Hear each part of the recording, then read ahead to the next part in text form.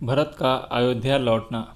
राम ने भरत को हृदय से लगा लिया और कहा, भैया भरत, तुम तो अत्यंत नीतिवान हो। क्या तुम समझते हो कि मुझे राज्य के निमित्त पिता के वचनों को भंग कर देना चाहिए? क्या धर्म में पतित होना उचित है? जो कुछ भी हुआ तुम्हें उसमें तुम्हारा कोई भी दोष नहीं है। तुम्हें दुखी और लज्जित होने की किंचित मात्र भी आवश्यकता नहीं है। माता कैकेयी की निंदा करना भी उचित नहीं है, क्योंकि उन्होंने पिताजी की अनुमति से ही वर मांगे थे। मेरे लिए माता कैकेयी और माता कौशल्या दोनों ही समान रूप से सम्माननीय हैं।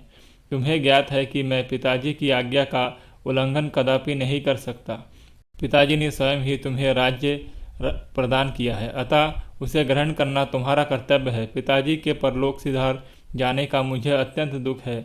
मुझ अभागे को उन्होंने अपनी सेवा, अंतिम दर्शन और दाह संस्कार के अवसर से वंचित कर दिया है। कहते कहते राम के नेत्रों से अश्रुधारा बह चली। फिर उन्होंने सीता से जाकर कहा, प्रिय पूज्य पिताजी स्वर्गलोक सिधार गए। तत्पश्चात लक्ष्मण को संबोधित करते हुए बोले, भैया, अभी अभी मुझे यह समाचार भरत से प्राप्त हुआ है कि हम पितृविहीन हो गए हैं। इस सूचना को सुनते ही सीता और लक्ष्मण बिलक बिलक कर रो पड़े। इसके पश्चात राम ने प्रयासपूर्वक धैर्य धारण किया और सीता तथा लक्ष्मण के साथ मंदाकिनी के तट पर जाकर पिता को जलांजलि दी।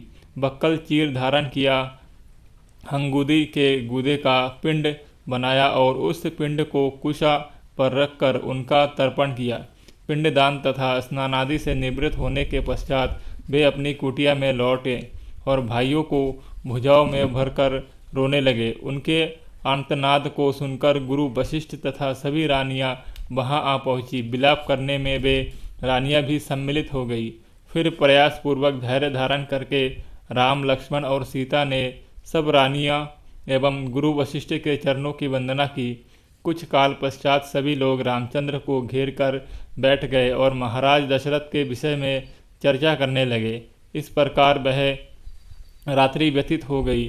प्रातःकाल संध्या उपासना आदि से निवृत्त होकर राजगुरु तथा मंत्रीगण को साथ लेकर भरत राम के पास आए और बोले, हे रघुकुल शिरोमणि, प्रतिज्ञाबद्ध होने के कारण पिताजी ने अयोध्या का राज्य मुझे प्रदान किया था। उस राज्य को अब मैं आपको समर्पित करता हूँ। कृपा करके आप इसे स्वीकार करें। राम ने कहा, भरत, मैं जानता हूँ कि पिता की मृत्यु और मेरे वनवास से तुम अत्यंत दुखी हो, किंतु विधि के विधान को भला कौन टाल सकता है?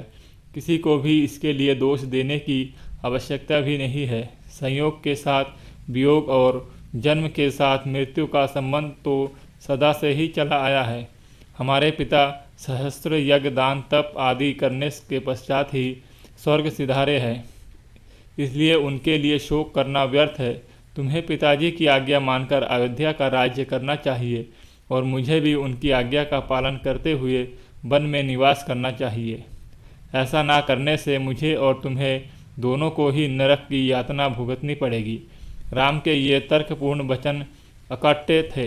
इन वचनों को सुनकर भरत ने हाथ जोड़कर कहा, हे आर्य, इस दुर्घटना के समय मैं अपने नाना के घर में था। मेरी माता की मूर्खता के कारण ही यह सारा अनिष्ट हुआ। मैं भी धर्माधर्म का कुछ ज्ञान रखता हूँ, इसलिए मैं आपके अधिकार का अपहरण कदापि नहीं कर सकता। आप क्षत्रिय है और क्षत्रिय का धर्म जटा धारण करके तपस्वी बनना नहीं, अपितु प्रजा का पालन करना है। आपसे आयु, ज्ञान, विद्या आदि सभी से छोटा होते हुए भी मैं सिंहासन पर कैसे बैठ सकता हूँ?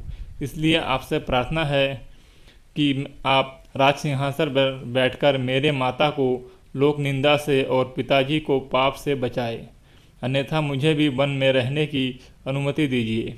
रामचंद्र ने भरत को फिर से समझाते हुए कहा, पिताजी ने तुम्हें राज्य प्रदान किया है और मुझे 14 वर्ष के लिए वनवास की आज्ञा दी है। जिस प्रकार मैं उनके वचनों पर श्रद्धा रखकर उनकी आज्ञा का पालन कर रहा हूँ, उसी प्रकार तुम भी उनकी आज्ञा को आकट्य मानकर अयोध्या पर शासन करो। उनके वचनों को यदि हम अवहेलना करेंगे तो उनकी आत्मा को क्लेश पहुँचेगा। तुम्हें राजकार्य में समुचित सहायता देने के लिए शत्रुघ्न तुम्हारे साथ है। पिताजी को अपनी प्रतिज्ञा के ऋण से मुक्ति दिलाना हम चारों भाइयों का कर्तव्य है। रामचंद्र के वचनों को सुनकर अयोध्या के अत्यंत चतुर मंत्री जावाली ने कहा, हे रामचंद्र, सारे नाते मिथ्या है। संसार में कौन किसका बंधु है? जीव अकेला ही जन्म लेता है और अकेला ही नष्ट होता है। सत्य तो यह है कि इस संसार में कोई किसी का संबंधी नहीं होता। संबंधों के मायाजाल में फंसकर स्वयं को विनष्ट करना बुद्धिमानी नहीं है। आप पितृ ऋण के मिथ्या विचार को त्याग दे और राज्य को स्वीकार करे। स्वर्ग, नर्क, परलोक, कर्मों का फल आदि सब काल्पनिक बातें हैं। जो प्रत्यक्ष है वही सत्य है। परलोक की मिथ्या कल्पना से स्वयं को कष्ट देना आपके लिए उचित नहीं है। जावाली के इस प्रकार कहने पर राम बोले, मंत्रीवर, आपके ये नास्तिक विचार मेरे हित के लिए उचित नहीं है, वरन ये मेरे लिए अहितकारी है। मैं सदाचार और सच्चरित्र को अत्यधिक महत्व देता हूँ। यदि राजा ही सत्य के मार्ग से विचलित होगा तो प्रजा भी उसका ही अनुसरण करेगी और कुपथगामी हो जाएगी। मैं आपके इस अनुचित मंत्रागणों को स्वीकार करने में असमर्थ हूँ। मुझे तो आश्चर्य के साथ ही साथ दुख इस बात का है कि परम आस्तिक तथा धर्मपरायण पिताजी ने आप जैसे नास्तिक व्यक्ति को मंत्री पद कैसे प्रदान किया। राम के इन रोषपूर्ण वचनों को सुनकर जावाली ने कहा, राघव, मैं नास्तिक नहीं हूँ। भरत के बारंबार किए गए आग्रह को आपके द्वारा अस्वीकार करने के कारण ही मैंने ये बातें कही थी। मेरा उद्देश्य केवल आपको लौटा ले जाना ही था। आपके लौटा ले जाने के लिए मेरी मंद बुद्धि में इन बातों के अतिरिक्त कोई और उपाय नहीं सूझा। किसी भी प्रकार से राम ने भरत की प्रार्थना को स्वीकार नहीं किया। विवश होकर भरत ने हाथ जोड़कर कहा, हे तात, मैंने अटल प्रतिज्ञा की है कि मैं आपके राज्य को ग्रहण नहीं करूंगा। यदि आप पिताजी की आज्ञा का पालन ही करना चाहते हैं तो अपने स्थान पर मुझे वन में रहने की अनुमति दीजिए। आपके बदले मेरे वन में रहने से भी पिता को माता के ऋण से मुक्ति मिल जाएगी। इन स्नेहपूर्ण वचनों को सुनकर राम मंत्रियों और पूर्ववासियों की ओर देखकर बोले, जो कुछ भी हो चुका है उसे ना तो मैं बदल सकता हूँ और ना ही भरत। वनवास की आज्ञा मुझे हुई है, ना कि भरत को। मैं माता कैकेयी के कथन और पिताजी के कर्म दोनों को ही उचित समझता हूँ। मातृभक्त, पितृभक्त और गुरुभक्त होने के साथ ही साथ भरत सर्वगुण संपन्न भी है, अतः उनका ही राज्य करना उचित है। जब राम किसी भी प्रकार से अयोध्या लौटने के लिए राजी नहीं हुए तो भरत ने रोते हुए कहा, भैया, मैं जानता हूँ कि आपकी प्रतिज्ञा अटल है, किंतु यह भी सत्य है कि अयोध्या का राज्य भी आप ही का है। अतः आप अपनी चरण पादुकाएं मुझे प्रदान करें। मैं इन्हें अयोध्या के राज सिंहासन पर प्रतिष्ठित करूंगा और स्वयं बक्कल धारण करके ब्रह्मचार्य व्रत का पालन करते हुए नगर के बाहर रहकर आपके सेवक के रूप में राजकाज चलाऊंगा। 14 वर्ष पूर्ण होते ही यदि आप अयोध्या नहीं पहुंचे तो मैं स्वयं को अग्नि में भस्म कर दूंगा। यही मेरी प्रतिज्ञा है। रामचंद्र जी ने भरत को हृदय से लगाकर उन्हें अपनी पादुकाएं दे दी। फिर शत्रुघ्न को समझाते हुए बोले, भैया, माता कैकेयी को कभी अपशब्द कहकर उनका अपमान मत करना। इस बात को कभी ना भूलना कि वे हम सबकी पूज्य माता है। तुम्हें मेरी और सीता की शपथ है। फिर माताओं को धैर्य बंधाकर सम्मान पूर्वक सबको विदा किया। श्री राम की चरण पादुकाओं के साथ भरत और शत्रुघ्न रथ पर सवार हुए। उनके पीछे अन्य अनेक रथों पर माताएं, गुरु, पुरोहित, मंत्रीगण तथा अन्य पूर्ववासी चले। सबसे पीछे सेना चली। उदास मन लिए हुए सब लोग 3 दिन में अयोध्या पहुँचे।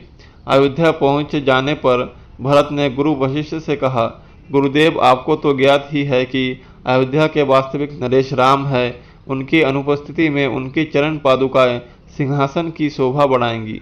मैं नगर से दूर नंदग्राम में पर्णकुटी बनाकर निवास करूंगा और वहीं से राजकाज का संचालन करूंगा। फिर वे नंदीग्राम से ही राम के प्रतिनिधि के रूप में राज्य का कार्य संपादन करने लगे। दोस्तों, अगर वीडियो अच्छी लगी है तो वीडियो को लाइक और चैनल को सब्सक्राइब करें और ऐसे ही रामकथा सुनने के लिए हमारे चैनल पर जाए। आपको क्रमबद्ध तरीके से रामकथा की वीडियोज़ मिलेंगी।